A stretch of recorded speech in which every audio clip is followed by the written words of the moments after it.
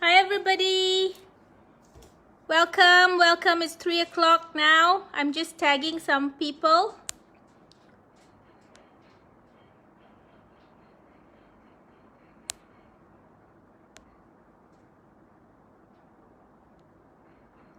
Just give me a minute.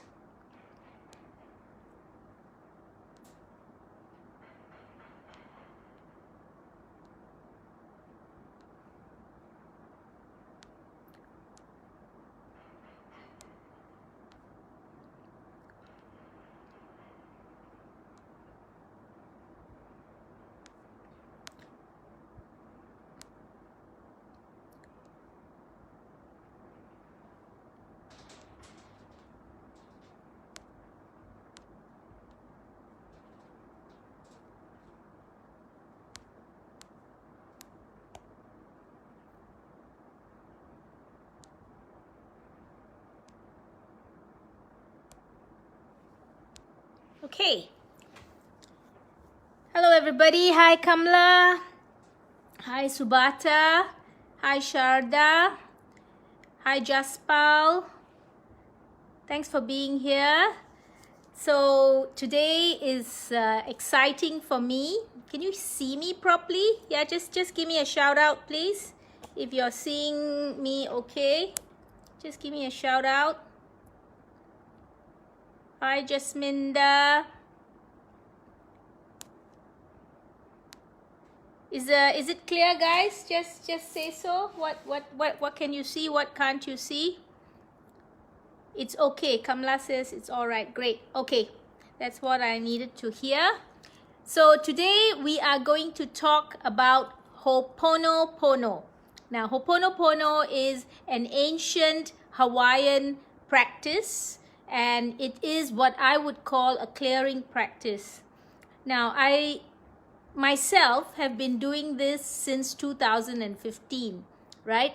You remember I told you that I became a personal development junkie, you know, through those years, especially when I started having a lot of problems in my marriage and all that. I was searching a lot, and when you search, you come across all these kind of things, right?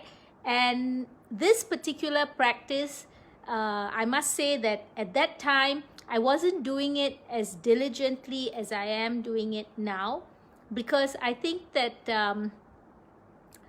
we, you know, sometimes, you know, through our lives, there are different practices that are more relevant than others at different parts of our life. At least I found that to be the case. And as you know, I've now lived 60 years. Wow. You know, I can't imagine that I'm 60. I told you, you know, for me, I will always be that 20-year-old girl. Deep down inside, I feel 20. I don't feel older than that.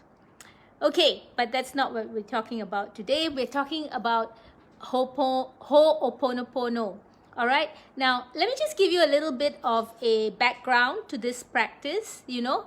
And one of the beautiful things, actually, just want to tell you all, okay, that of me doing all these lives, you know, and going into topics like this, it gives me a lot of knowledge. I mean, not that I don't I have some knowledge, but I don't have that much knowledge. And when I'm researching, and I really do like to research every topic that I talk about, you know, I find out a lot of things which I also didn't know. So that's great, you know, and I feel that it gives me that much more knowledge about what I'm talking about. I may have a brief overview of the topic, but I don't know a lot about it. And just doing all these lives gives me that opportunity. And I want to thank you for that, because I want to be able to talk to you about things which I know enough about. Okay, I don't want to talk about things. I mean, of course, we can talk about our own experience with that. But with Hooponopono, because it is a practice that a lot of people use, and I use myself, I want to be able to say things which would be relevant to you as well. Though I must say that as far as this practice is concerned, it has lended itself to a lot of interpretations. So if you're going to Google it, you may see very many different interpretations.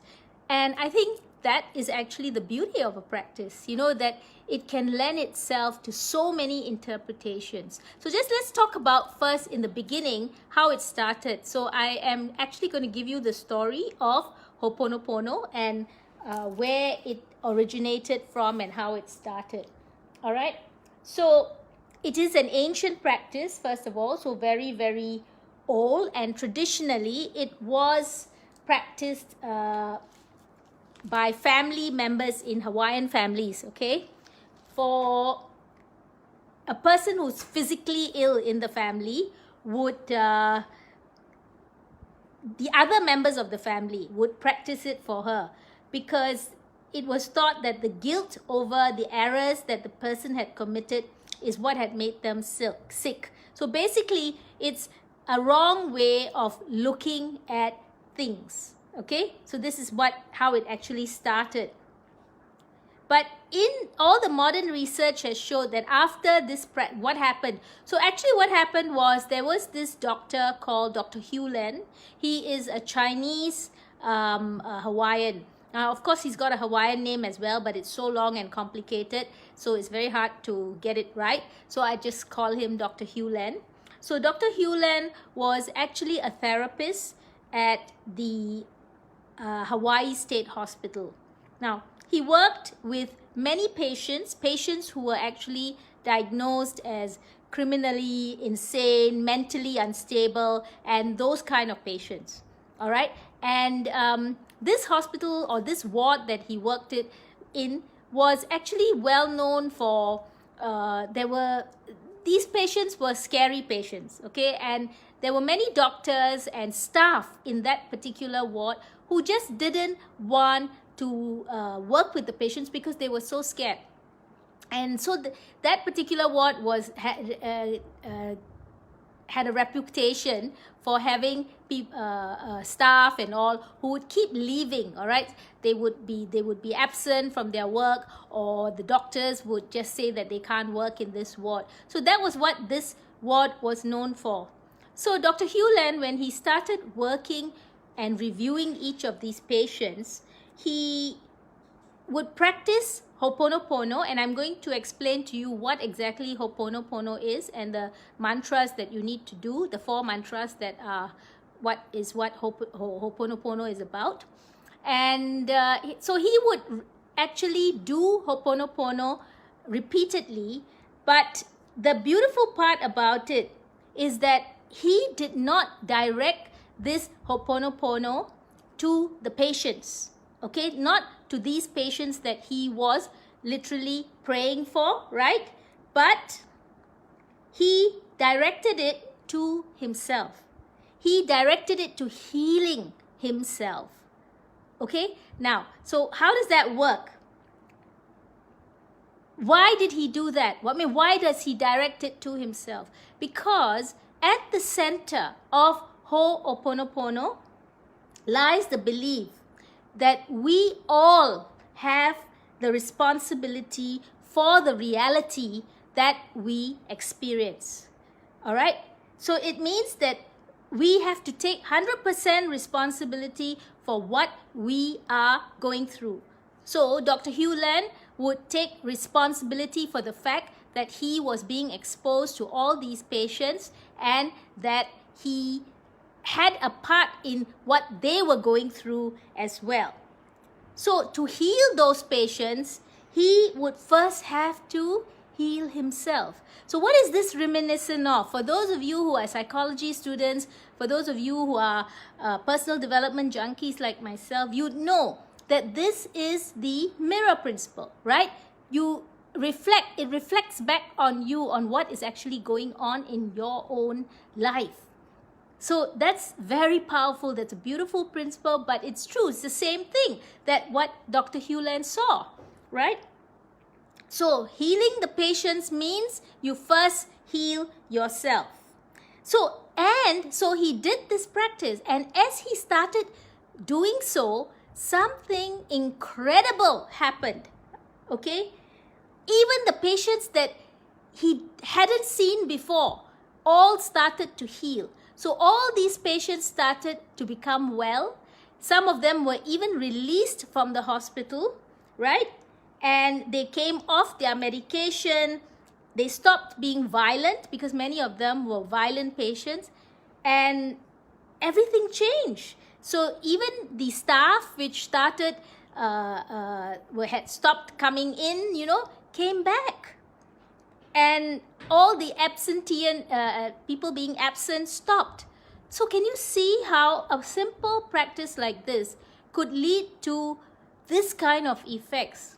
So this is how Dr. Hugh Len's practice became very popular. I mean, he gained recognition because of that, and the story began to circulate, and people started to look at this technique. All the researchers went into it to see how exactly, this could actually help other situations itself. And that's how the whole, I would call it a science now, the science has developed. So it is a really beautiful thing when you see something like this, right? I mean, can you imagine? He healed all the patients by working on himself. He did not work on them because his prayers were for himself, that he could heal. But as you know, there's a law of attraction in place, right? This is one of the universal laws. When you work on yourself, also you heal everybody else at the same time. Now, I think that's really beautiful. Okay, I'm just going to take a pause to say hello to everybody. I see all these people. Lata, Melanie, Jerry, Ayan. Thank you so much for coming on. I more or less felt it that I'm going to have all these people here because I think that at a certain level, many of you, those who are a bit more awake, sorry to put it that way, but these are the people who understand these kind of things and how you can actually, that there is a connection between all of us. Okay, so I have actually been, because I knew I was going to talk about this, I did a lot of listening, and I did a lot of research into all the different interpretations that people have put on this particular practice. And it's really quite fascinating because many people have used it differently. All right, so basically there's two steps to it, right? So the first step is to actually take responsibility, and you take responsibility. So let me just explain what, the way that I see it. This is my interpretation. All right, so I see it as it is a wrong way of looking at things. We are looking at something in the wrong way. All right, remember, you are not separate from what is happening in the world. We can actually apply this very easily to what's going on now in our world, right? We are all in a COVID situation. Many of us are in lockdown, right? Many countries. But we are not separate from what's happening in the world. And when that happens, what does it mean? It means that something in you has not healed. Because if there's a problem, this problem affects all of us. It doesn't just affect 1 or 2 people. It is affecting the whole world. You are there, right? So there is some correlation with what's happening in the world and to you. And we see that in some situations. For example, some people are very calm about what's happening in the world, that there's COVID, but they are just going about their own things and they say it will all work out by itself. But there are others who get very agitated. They're very agitated, they're very nervous about what's going to happen, right? But in actual fact, if we look at it, the situation is a very neutral one. Okay, the fact that this is what's happening is neutral. Now, even if we don't look at COVID, right? But look at rain. I want to take a very simple example. If you look at rain falling, right? When there's rain outside, some people get very upset. Like, for example, because why? They have certain plans that they have made, right? For example, oh, I had a picnic and now we can't go for the picnic or whatever it is. But to the farmer, the rain is beautiful because it helps to nourish his crops, correct? So this is different ways that people look at things.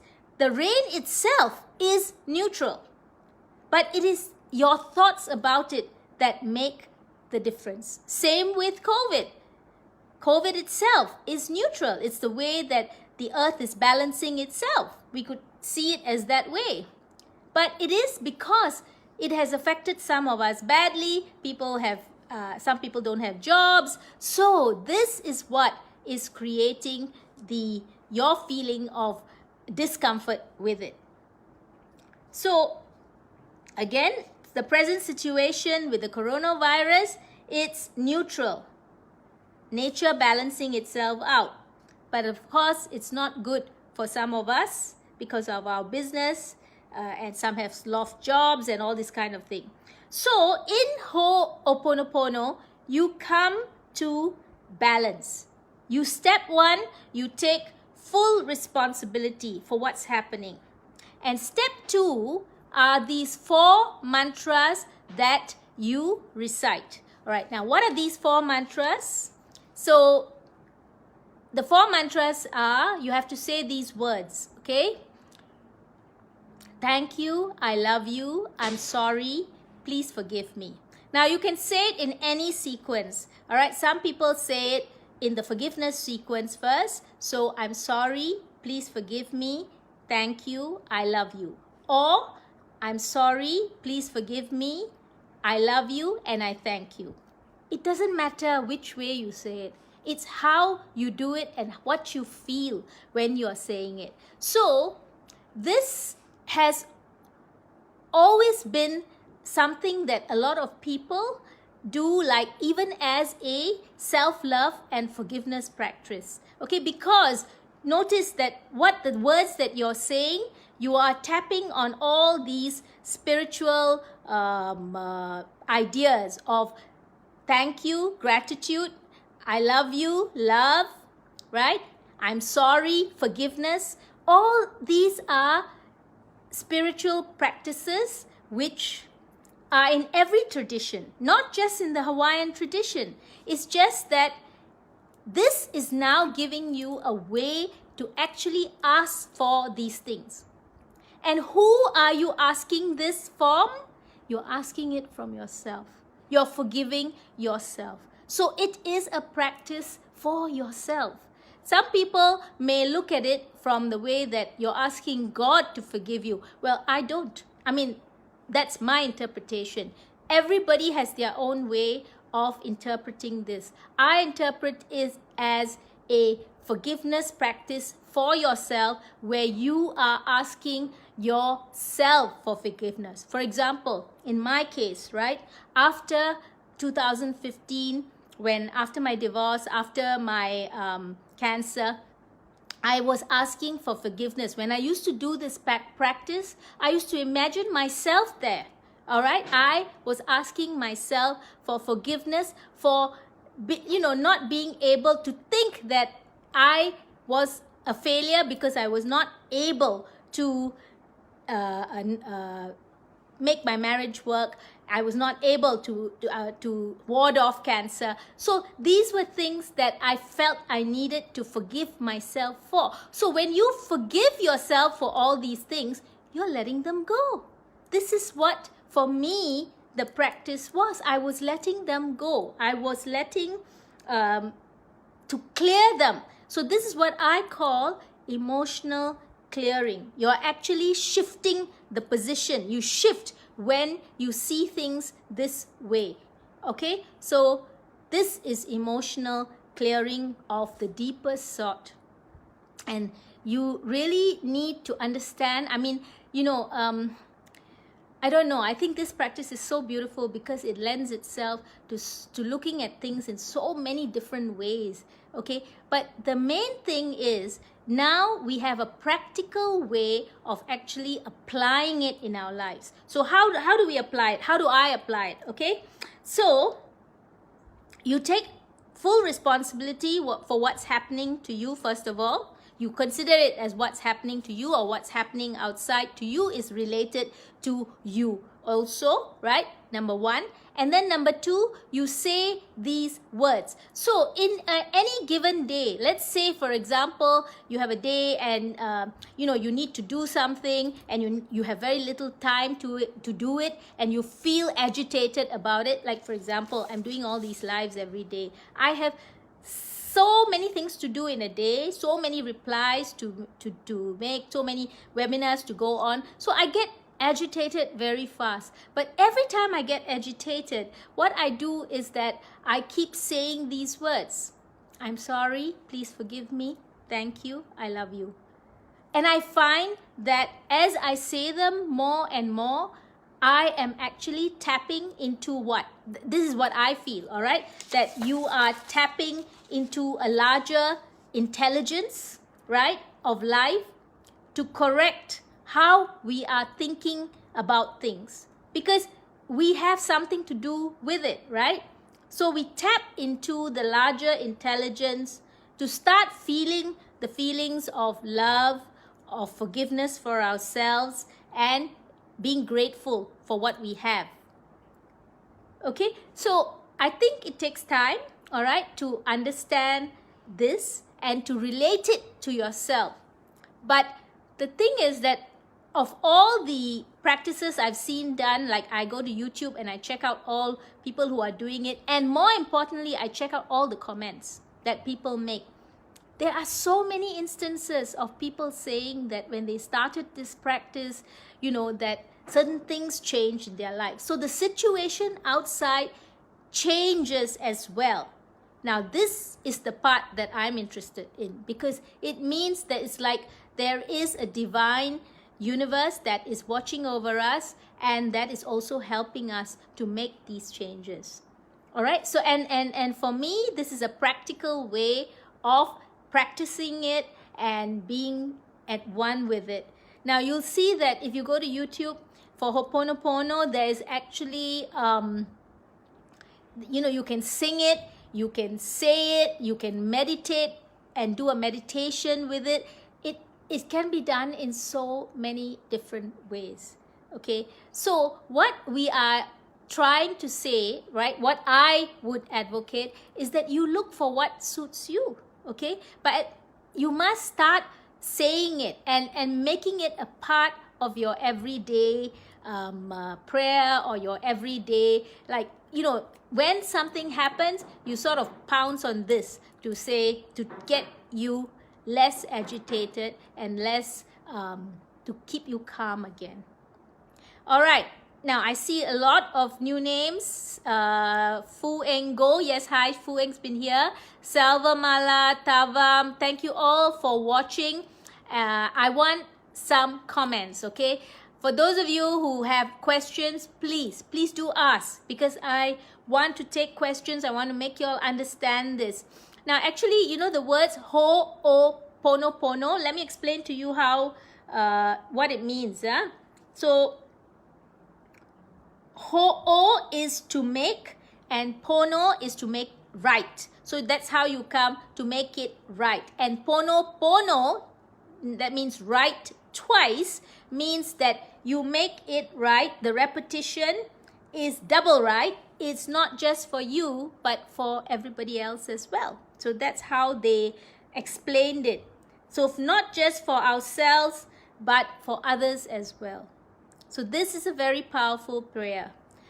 Thank you, I love you, I'm sorry, please forgive me. Or, I'm sorry, please forgive me, thank you, I love you. Now I know it so well because I know it by heart. I've been saying it so often. It is just something that is in my mind. And every time I feel agitated, it automatically comes into my head. So you can actually say it in your mind. You do not need to say it outside. But sometimes if you are reciting it, you may feel better. You may actually sing it in the way that they sing it in the songs. All this you can look up in Google, okay? There's a very beautiful guided meditation done by a lady called Sandra Rollers, and she is a timeline therapist, and her meditation is very beautiful. So you can use it in the mornings, in your morning meditation. She recommends that you do it twice, in the morning and in the evening, both times. Okay? So it's what I would call a clearing practice. It helps you to clear yourself and to shift in the process. And that's exactly what we want. We want to be able to shift and not feel bad about things, not feel that, you know, like in my case, I felt like I was a failure, right? So I needed to heal myself of that. So this is the ultimate healing. Now, Dr. Hewland, the Chinese Hawaiian doctor, and Dr. Joe Vitale, I'm sure you've heard of Joe Vitale, those of you who do a lot of personal development work, have got a book called Zero Limits. This is recently came out, I think in the last 1 or 2 years, and it talks about Hooponopono. In fact, Dr. Joe Vitale has got a course now which you can look at if you want to know more about this, and he explains everything, you know, how it helps you in your life, in everything. All right, they say that it is in everything, and I tend to be, I'm partial to it myself, so I do believe that.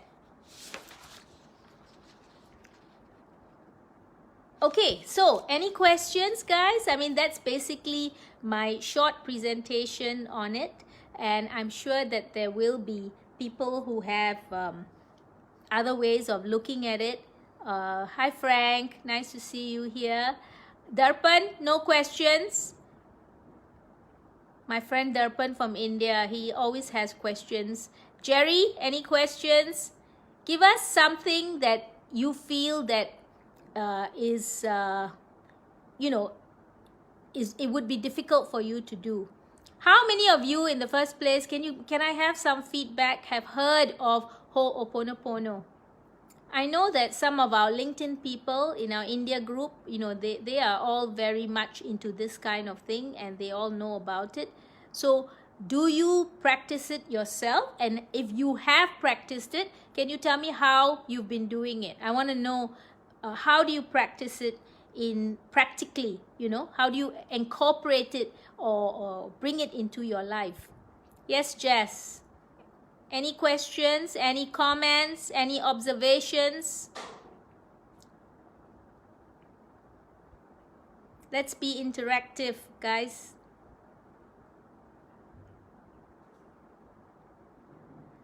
Is it me, or is it because we are in a Malaysian audience, and I mean, basically that, you know, people, you know, do you not have anything to comment on? I'm sure there is, right?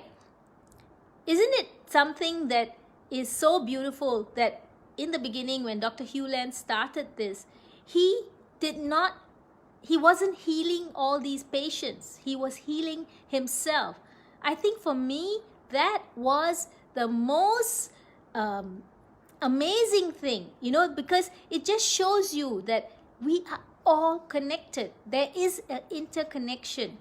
Now, Krishan says, I have heard of Hooponopono, listen to it being sung with beautiful images and music to go with it. Yes, I mean, I told you, it's also a song.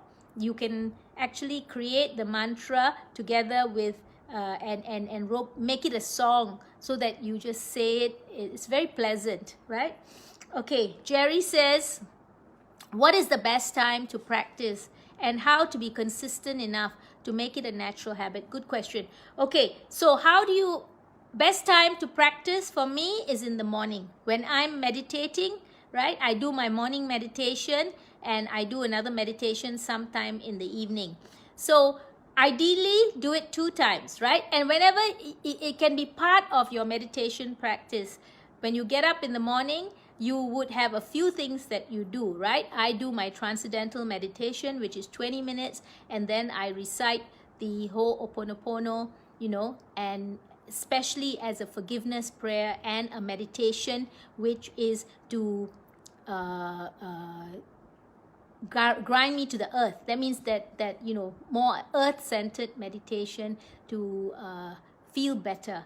So I do that and I ask for forgiveness for everything that I've done and to make it right. Teresa Lee, this is the lady who asked me a few questions. Teresa, do you have any questions? Now wait, let me see.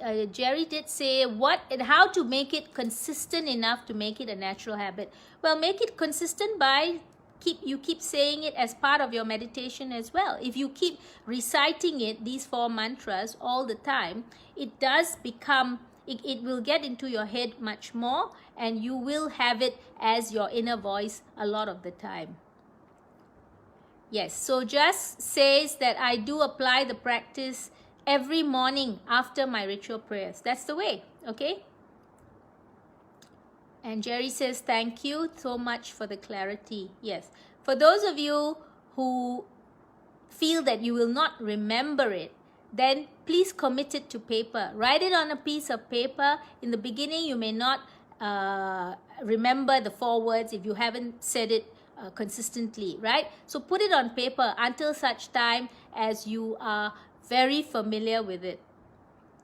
Vanita says, yes, I've heard of it and try to practice daily on the 4 points. Yes, please do. I think that we must have another sharing session on exactly what are the takeaways from something like that. You know, and that will happen after 3 months or so. If you've done it all the time, then you will see the effects of it.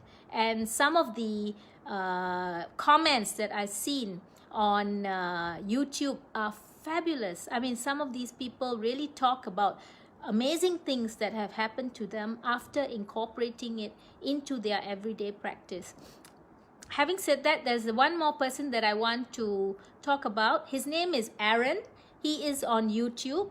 Now,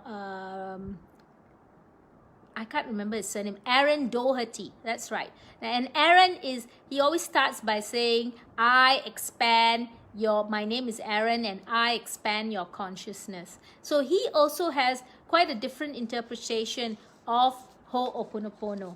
So it's interesting to tune in to all these people. These are all Aaron's one person that I listen to quite a bit, and he's got some very interesting ways of looking at things as well.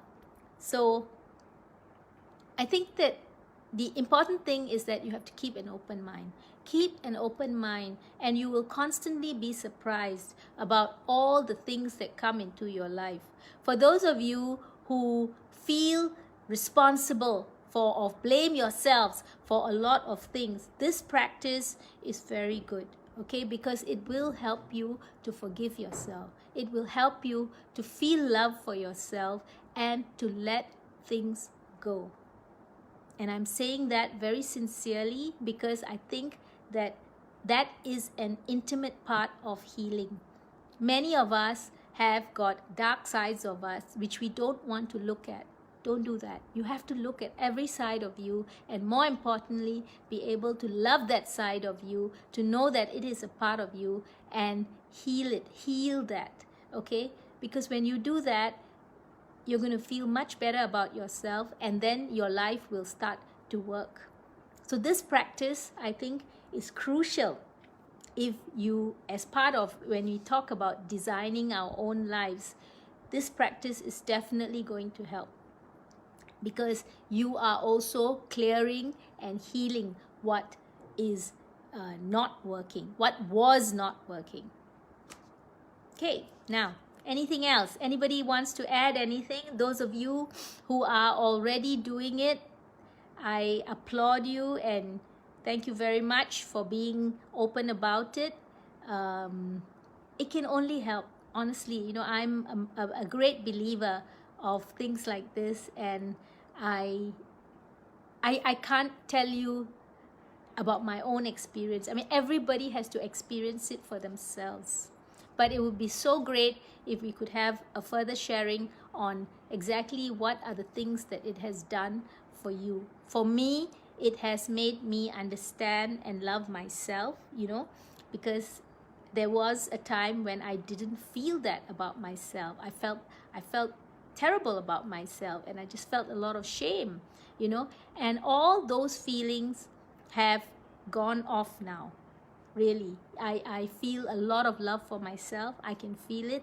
I'm not looking at it in a very narcissistic way, but rather, you know, just understanding myself and what I went through, and wanting to be of benefit to other people so that they don't have those same kind of feelings.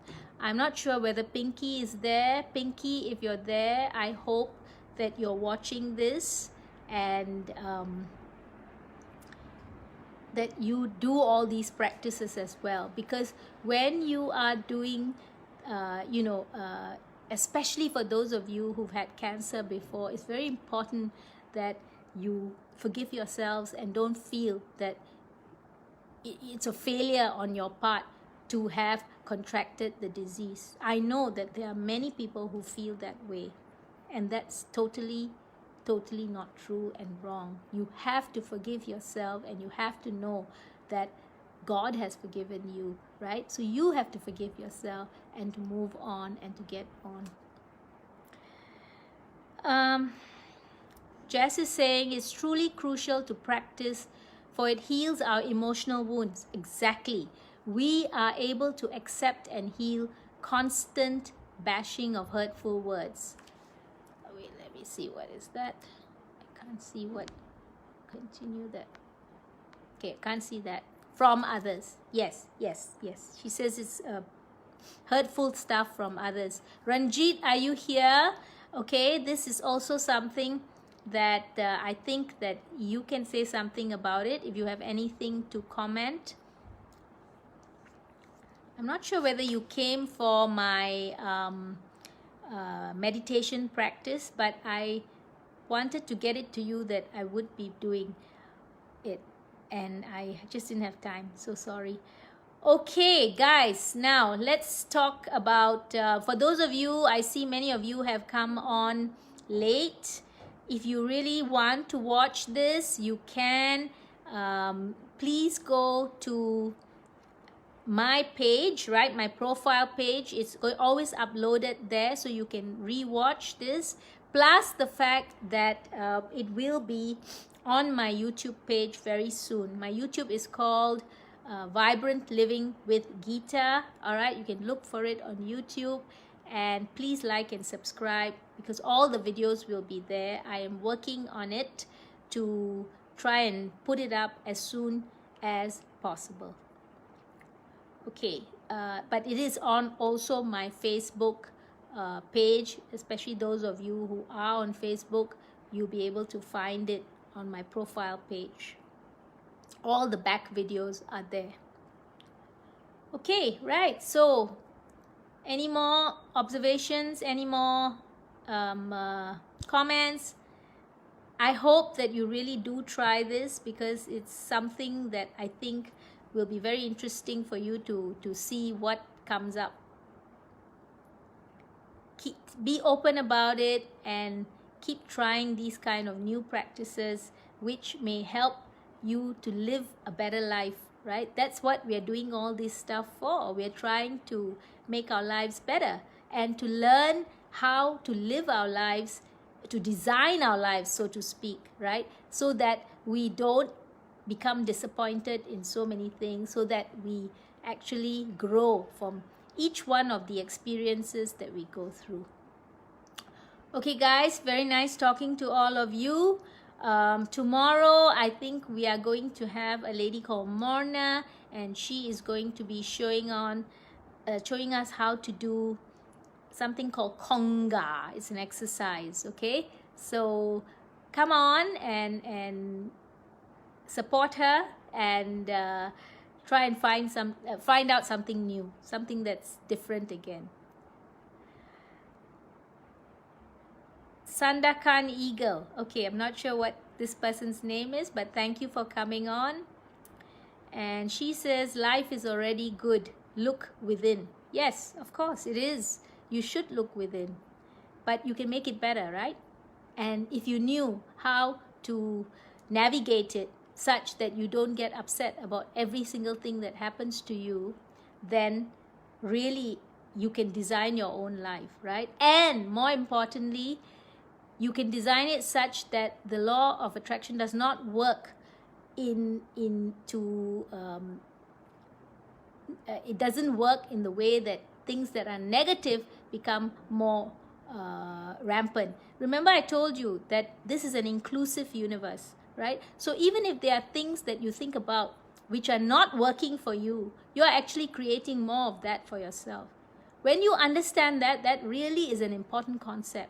And when you understand that, then you'll know what you should not be thinking about, because when you think about it, you are only creating more of it for yourself.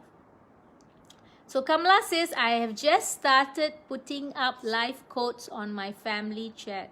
Important for the younger generation. Yes, thank you. That's a wonderful thing to do. I think that if you make them realize all these things at a very young age, they will thank you for it later on, because their lives will be so much better from a much younger perspective. Do you know, I told my children about this when I started discovering all these things, right?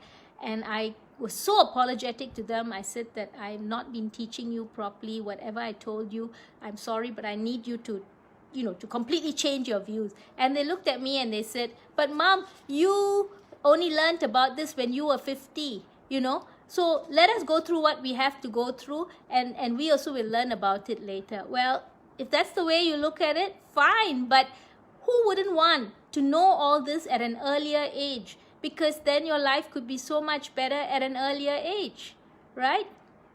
I mean, I don't know. That didn't make much sense to me. But, we cannot do this for other people. You have to do it for yourself. So whatever is important for you, if you know that this is a way that you can actually change your life, wouldn't you want to do it? I would want to do it, okay? Krishan says, thank you, Geeta, for sharing how this practice came about and your take on the Hooponopono practice. Yes, that's my own take, all right? So, you may have other ideas about it, and we'd all be very happy to listen, okay? Kamala says, our generation never had our parents to teach us. Yes, I think that we need to understand our parents did the best that they could from what they themselves knew. They didn't know all these things. It's only us that we do a lot of reading, and all that is... we now know all this. So that's why we can actually teach other people at the same time. Okay, Jess says, Sandakan Eagle is a gentleman who practices meditation in a deeper state. Oh, really? Okay. I apologize. Sorry if I didn't know that. I don't know him. Sandakan Eagle says, you are unfolding like a rose. Never look back with regrets. Yeah, well, totally believe that. And remember that I use the symbol of a lotus. It's born in mud, but then it comes out of it. And I think that that describes me perfectly. Okay, there was so much that I didn't know about and so much that I needed to heal. And I am still in that journey. You know, I'm a work in progress. We are never complete, right? As Esther Hicks says. So thank you. And I thank God that, you know, I've been given this opportunity to be able to do this. And I love the idea of being able to do these lives because it gives me the opportunity to talk about things which are very close to my heart. Okay? And I hope that it will help other people as much as it has helped me. And every time I do a live, I learn a little bit more about myself and about the topic that I'm talking about. So it's good all you know, all the way around with everything. Okay, I'm so glad. Okay, all right. Yes, much love to you too, Sandakan Eagle. We must have a conversation. I'm very curious now. Are you in Sandakan? You must be in Sandakan. That's why you call yourself that. I love the eagle, by the way, you know. Okay, Jess says, true, our parents taught us what they knew best then. Today, we are fortunate to go through many materials and tools, yes, which are on the internet much more, right? I cannot see. Okay, guys, I think it's been more than a half an hour, so I'm going to... yes, Jess says, do a podcast with Sandakan. Yes, we should. Okay. Please contact me. I'd love to talk to you personally since you seem to be well known. I'm sorry, I don't know you that much, but then, you know, I don't know all the Malaysians down here. Long story about my name. Okay. Anyway, I'm going to say thank you and goodbye now. And thank you very much for being on my live today. All right, have a beautiful day, and if you came in late, please check out the Facebook profile page for the video. We'll see you tomorrow, and I love you all. Bye bye.